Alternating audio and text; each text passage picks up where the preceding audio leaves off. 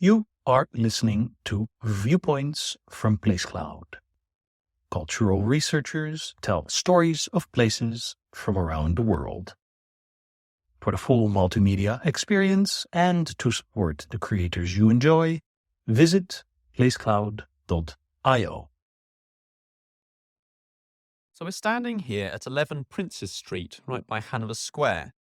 On this site, from 1783 until 1803, was the Mechanical Museum of one John Joseph Merlin, an immigrant from Belgium and an inventor. He was the popularizer of roller skates in Britain.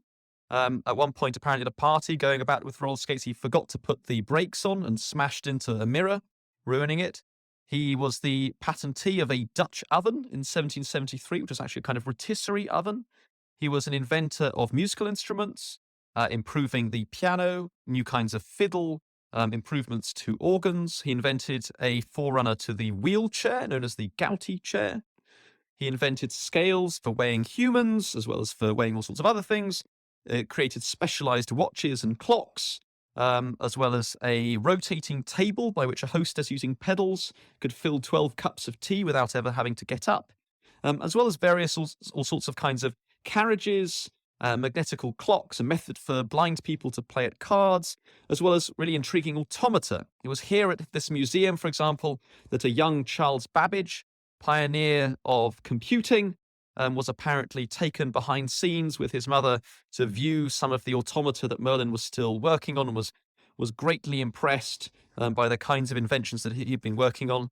And Merlin was also very popular at parties for all sorts of costumes that he would turn up in. For example, as Fortuna, or he would turn up as Cupid with arrows of his own forging. He was apparently very popular with the ladies as well. Cupid, apparently, according to his obituary, often struck true in this regard. He often would turn up as a barmaid with a whole bar attached with taps and glasses and so on to the front. Or he would turn up in the gouty chair of his own invention as a quack doctor with some electrical apparatus hidden inside so that he could give people electric shocks. Now, you've got Hanover Square just nearby, and I'll just read you a bit of a poem that was written about the Mechanical Museum to give you an idea of the kinds of delights that it had with it. So if you take a leisurely walk around the square, while I read you this poem. At Merlin's you meet with delight, his clock of magnetical power keeps motion by day and by night, by one hand tells the minute and hour. His hydraulic vase shows his skill, he water can raise at his pleasure, his grand band of music his will, to confine you to ease without measure. His library table likewise the student much pleasure affords, and gives ease to the aged and wise when reading or writing of words. His mechanical garden delights every one who's so happy to view, though it's shown them on several nights, it pleases as much as when new. The tea table next comes in sight with such wonderful power to please, that ladies by day or by night may sit down and fill at their ease. The balance sanctorious they call will show you your weight in a trice, will measure your height great or small, and to measurement comes very nice. The circus of Cupid must please, must elate every young female heart, but he sometimes deprives them of ease, if too deep in their hearts shoots his dart. The fisherman rows in his boat, the goddess of fortune appears. He dressed in his nautical coat, she fixed on the circle of years. The goddess of love now appears in her favourite car drawn by doves. Her hair flowing loose she appears, as May, the kind mother of loves.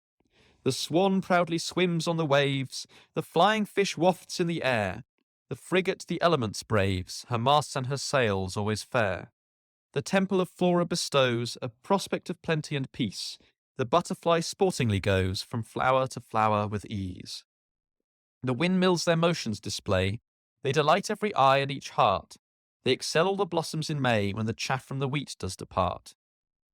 The renowned Welsh harp you will find on one side laid to play on with pleasure. Without boasting of knowledge of mind, you'll always be sure of true measure. 5 instruments always in tune, it's a sight you can't always survey, composed in one instrument's oon, all of which one musician can play. The fire screen next may be seen, where reading and writing you'll do, the bedstead and couch too is e'en, a snug place of rest when you're due. The musical cabinet shows his wonderful skill how to please, for people it always allows to sit down and play at their ease. His Morpheus chair for the gout, gives ease to the lame and infirm. His air gun makes balls fly about when shot by the gentle or stern. You may speak from each end of the room, nor be heard by the company by, and converse with each friend that should come, nor any one give you the lie. There's a juggler so wise as to know which hand shall contain the round ball, and he frequently lets you down low when you find you've made a wrong call. There's the swings where you'll find exercise, at once will restore you to health, and if you're both prudent and wise, no longer you'll value your wealth. If you wish to amuse at the game, and whist is your favourite play, the cards, though you're blind, you may name, if you'll follow the rules and obey. You may gamble at even and odd, and never be sure you shall win. You may run o'er the ground you have trod, and yet meet with a double take in. There's a harpsichord next you'll view, an organ it keeps by the hand. You'll certainly think it quite new. You can play 7 tunes in a band. There's another 12 tunes you will find by clockwork continually plays, and amuse both the body and mind, and enrapture the poetic lays.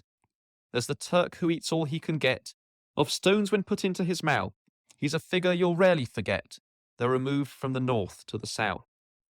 The pump with the Hygiene aid draws foul air from the house or the ship, keeps your rooms always free, nor afraid are you ever on dangers to slip.